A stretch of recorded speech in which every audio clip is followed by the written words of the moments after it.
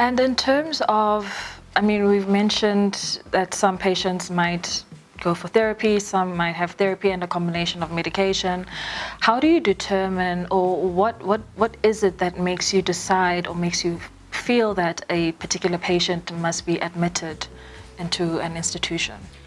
Well, first off, if you walk in and I think you're a danger to yourself and others, for example, a mother who is not coping with life and they're mentioning they don't want to live anymore, they're mentioning suicide, or they're mentioning, I just want everything to end. You know, what is everything? Is your children everything? Is your life everything? What is it? That's where I would nudge the patient to, you know what, take a time out. You have the financial resources because perhaps you got medical funding, and we book you right away. You know, you can go home, pack a bag, or you go to the hospital and your family must bring you the stuff.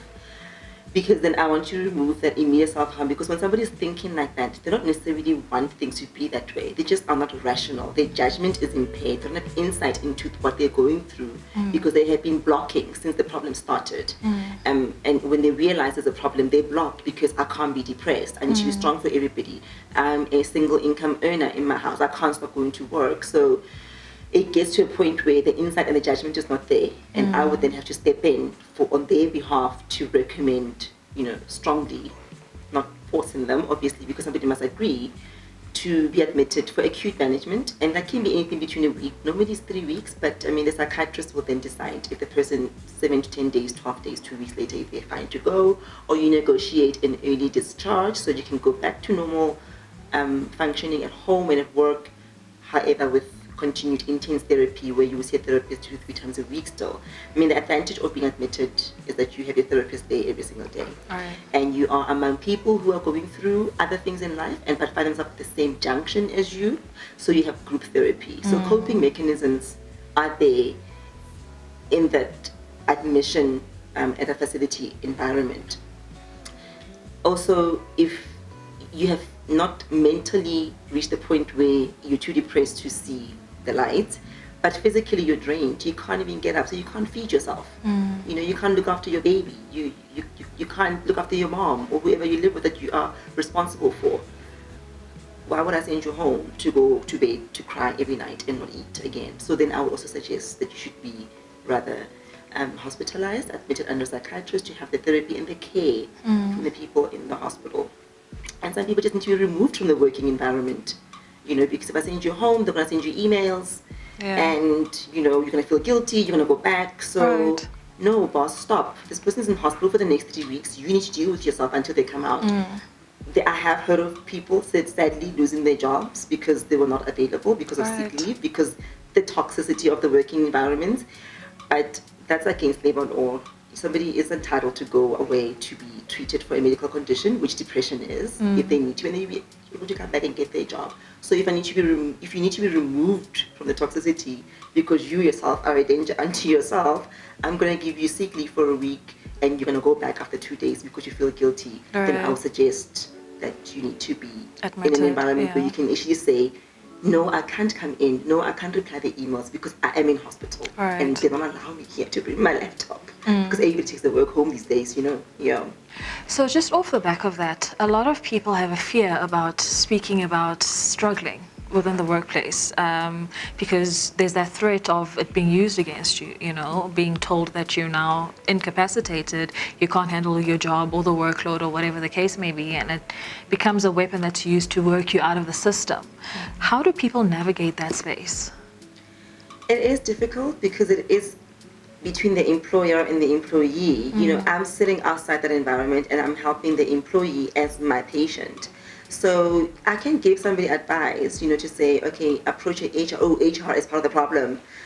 Your whoever employee relations person, oh, they are on the side of the boss. Or I work in a company where there isn't any systems like that because it's a family-owned company and the wife does this and the husband does this and the kids are the bosses. And so when you have a grievance against your boss and the person you must tell is the son of the boss, it's a bit of a problem. So, but I mean, obviously the advice is that if you're aware of your policies at work, you should then start there, because they should have a place where you can go to say, my manager and I are not working and therefore I have to escalate it. if you have a employee wellness programs, fortunately some people have this available to them. They just don't think to use it because they think then my boss gonna know those. It's not the therapists or the psychologists on that end are not supposed to let the employer know what was said. They're just supposed to give stats of how many people this month use the service, type of thing. They're not supposed to say, see, click came for counseling. The company mustn't even know who. They must just know the stats of how many, because they're paying for that service. So start there, empower yourself with coping skills. And it's also just to vent, just get it off your chest. Because I get a feeling that a lot of people will say, I spoke to a colleague about this and it came back to bite me. Or nothing happened because they felt the same, or oh, hoo-ha, yeah, they can't treat us this way. And then we're supposed to stand up and take action and nothing happened because now it's each man for their job, kind of a thing. So if you're able to set boundaries, start there as well, because a lot of the problems aren't necessarily that the work environment is start out from the beginning toxic. It's just you never set any boundaries where you have a bit of a hectic period and everybody pitches in overtime and it becomes the norm. Now we expect you to go home late and be available on email. That time you have a husband or a wife and you have children and you actually have a life. Never mind that you're not having a partner with children. So they're not setting of the boundaries. So start there as well. When you see a problem, nip it in the bud on some, I think this is not part of the deal. I come to work and I work. If there's a necessity for extra time, we'll do it, but it can't be the norm. And when I go home, you can't be calling me and asking me at 11 o'clock at night, please check your email. So set boundaries, recognize if there's a problem. If you've got the resources within the company to see or talk to somebody for employee wellness, use that too. Okay. Can extended exposure to toxic work environments without any, assistance or any kind of alleviation of the stress threaten your life? Yes. Can you die? You can die. You can die of a heart attack. You can die of a stroke. You can just collapse and that's it. And here's the thing, a lot of people have other medical conditions, that are well controlled on medication or whatever therapies that they're used to doing or having still since they're told they've got high blood pressure. You're eating healthy, you exercise, and you're taking your medication. But a severe stressful situation can interfere with how your medication works. And you can still get a heart attack or a stroke if your blood pressure shoots up suddenly. And that's the end of you. So your bosses may not know that, and it's none of their business to know that you've got to have hypertension because controlled, right?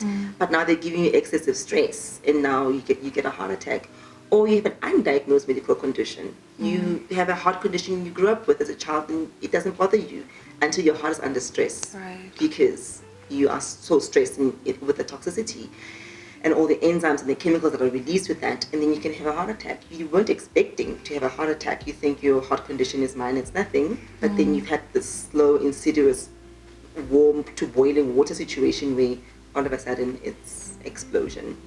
So you can die, and some people then die by taking their own lives because it gets to a point where they can't feel, they just don't want to feel anymore. So it can be a physical, actual illness killing you, or yourself reaching the point of no return. You just can't do it anymore. I actually recently came across a statistic that said that by 2030, depression is going to be the leading medical condition globally.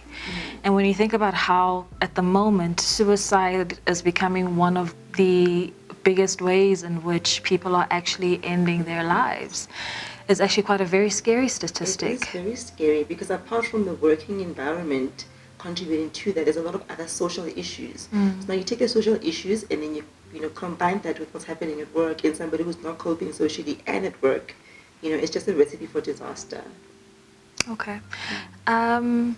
What would your advice be? Top 3 tips for Black professionals in the workplace in dealing with stress? Recognize if there's a problem. When you think there's a problem, then that's the moment to pause and actually evaluate, is there a problem? And if there is, don't be in denial. You need to deal with it.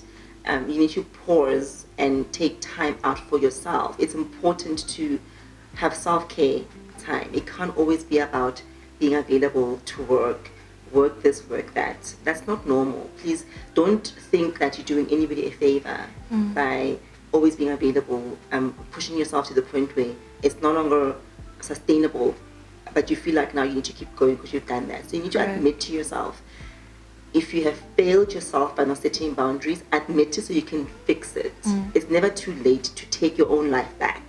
Take your power back to stop the toxic cycle of what's happening at work. So recognize the problem and deal with it. Don't be afraid to admit that, you know what, I may have maybe failed myself. So don't stigmatize yourself on top of that and stigmatize the fact that there is a problem. Let me seek help. Also go and seek help. Don't just stop there and then go to the internet and then go to the pharmacy and then go to the Shabin and go to everywhere else, but a place where you can actually get help. And obviously then the other thing to do is to then tackle the problem with whatever resources you have at your availability to deal with the problem. If you need to take it up with the manager or the HR, evaluate, obviously, is this worth just upping and leaving, or are there steps I can take to mediation or arbitration and things like that? The destigmatization of mental health is something that needs our urgent attention, not just for ourselves, but also for employers to be able to get to a point where employees feel safe to be able to go to the employer and say, I'm having a hard time, I need assistance, and know that their job will still be safe when they come back and they feel refreshed and renewed and able to perform and contribute with value. What's important is being able to reflect upon your individual situation and understand what it is that you need specifically to assist you on your journey. Also, be able to reach out to the resources that are available to you, be it within your organization or with your general practitioner or with your therapist. The assistance is there. All you need to do is just reach out. And lastly, always remember that your life matters. You matter. And so whatever it is that you need to do to take care of yourself, do it. You deserve it. Lerato, thank you so much for joining us today. Really, really appreciate all of the wealth of knowledge that you were able to share with us and our viewers. I'm really happy to share.